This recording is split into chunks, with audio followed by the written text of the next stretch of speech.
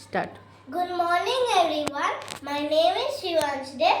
Today I'm going to tell a poem, Beauty of Nature. You know me well.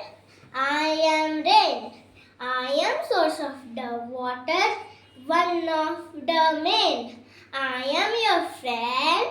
I am a tree.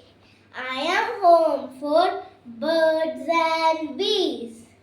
I am a small little hill. I was climbed by Jack and Jill. I am a river.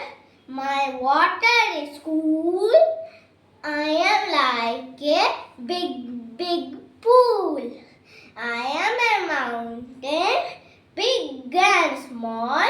I am so strong, I can't fall. I am in desert, too hot for you. I have no water and rain for you. I am in plain, very fertile and even. My surface is flat, as my name says.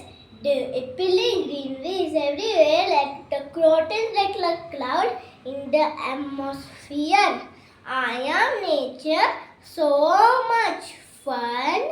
Now, we